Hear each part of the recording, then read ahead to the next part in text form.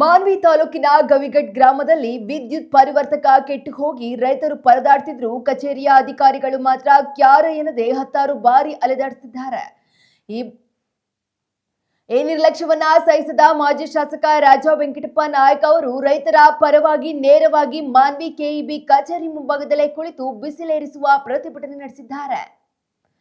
ಅಧಿಕಾರಿಗಳ ಬೇಜವಾಬ್ದಾರಿತನಕ್ಕೆ ತೀವ್ರ ತರಾಟೆ ತೆಗೆದುಕೊಂಡು ಬೆವರಿಳಿಸಿದ ಬೆನ್ನಲ್ಲೇ ಎಚ್ಚೆತ್ತುಕೊಂಡ ಅಧಿಕಾರಿಗಳು ತಕ್ಷಣವೇ ಹೊಸ ವಿದ್ಯುತ್ ಪರಿವರ್ತಕವನ್ನ ಮಂಜೂರು ಮಾಡಿ ರೈತರ ಸಮಸ್ಯೆಗೆ ಪರಿಹಾರ ನೀಡಿದ್ದಾರೆ.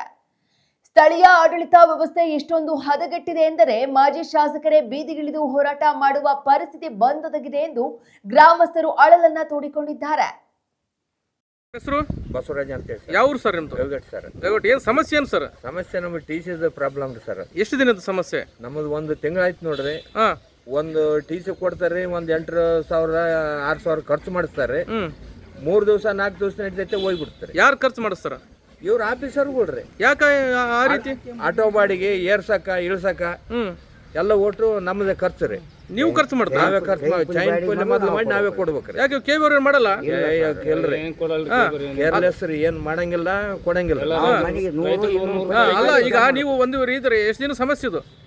ಇದು ಸಮಸ್ಯೆ ಭಾಳ ದಿವಸ ಹಿಂಗೆ ಐತ್ರಿ ಸಮಸ್ಯೆ. ಅಲ್ಲ ರೀ, ಈಗ ಮಾಜಿ ಯಾವ ಊರು ಸರ್ ನಿಮ್ದು? ಗವಿಗಟ್ಟು. ಗವಿಗಟ್ಟ. ಏನ್ ಸರ್ ಕೆಬಿ ಮುಂದೆ ಯಾಕೆ ಹೋರಾಟ ಮಾಡಿದ್ರಿ?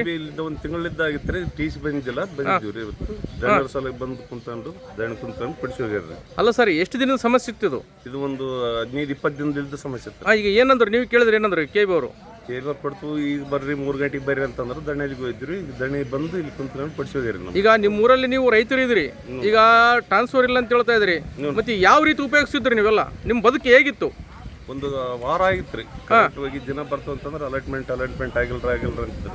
ಏ ಸಾಬ್ರಿಗೆ ಮಾಡ್ರಿ, ಅಲ್ಲಿದ್ದ ಬರ್ಬೇಕಂತಂದ್ರೆ ದಣ್ಣೆಲಿ ಕರ್ಕೊಂಡ್ಬಂದು ಧರಣಿ ಕುಂತ್ಕೊಂಡು ಇವತ್ತು ಬಿಡಿಸ್ಯಾರ ನಮ್ಗೆ. ಅಲ್ಲ ಸರ್, ಈಗ ಒಬ್ಬ ಮಾಜಿ ಶಾಸಕರು ಧರಣಿ ಮಾಡ್ತಾರೆ ಅಂದಮೇಲೆ ರೈತರಿಗೋಸ್ಕರ ಇದು ಏನು ಸರ್, ಎಲ್ಲಿಗೆ ಬಂದು ನಿಂತಿದೆ ಈ ಸರ್ಕಾರ ಮತ್ತು ಈ ಅಧಿಕಾರಿಗಳು ಸರ್? ಹೌದು. ಈಗ ಹಿಂಗಾದ್ರೆ ಹೆಂಗ ಸರ್ ಪರಿಸ್ಥಿತಿ? ಕೇಳೋರು ಯಾರು?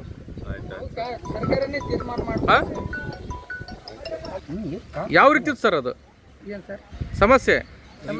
ಒಂದು ತಿಂಗಳಿಂದ ಟಿ ಸಿ ಬಂದಿಲ್ಲ ಸರ್.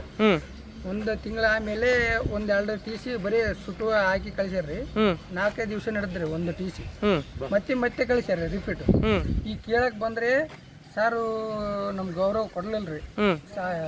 ಅಣ್ಣನಲ್ಲಿ ವೆಂಕಟಪ್ಪ ನಾಯಕನ ಅಣ್ಣನಲ್ಲಿ ಹೊಂಟಿವ್ರಿ.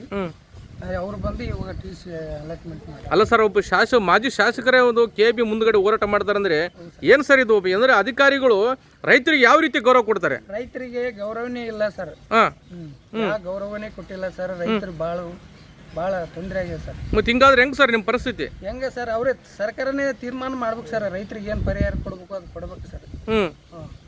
ಏನು ಕರೆಂಟ್ ಇಲ್ಲ ಸಮಸ್ಯೆ, ಈಗ ಹೊಲ್ದಾಗ ಮನ್ಯಾಗ ಹಂಗೆ ಕುಂತ್ಕೊಂಡಿವಿ ಸರ್, ಕರೆಂಟ್ ಇಲ್ಲ. ಮತ್ತೆ ಹೆಂಗ್ ಸರ್? ಈಗೇನು ಕೊಡ್ತು ಅಂದ್ರ ಸರ್? ಕೊಡ್ತು ಅಂತ ಹೇಳಿ ಸರ್. ಅಲ್ಲ, ಇದೇ ರೀತಿ ಮೊದಲು ಕೊಟ್ಟಿದ್ರೆ ಚೆನ್ನಾಗಿತ್ತು. ಆಗುತ್ತಿದ್ದಿಲ್ಲ ಸರ್. ಅವ್ರು ಏನು ಮಾತಾಡ್ತಾರೆ ಸರ್?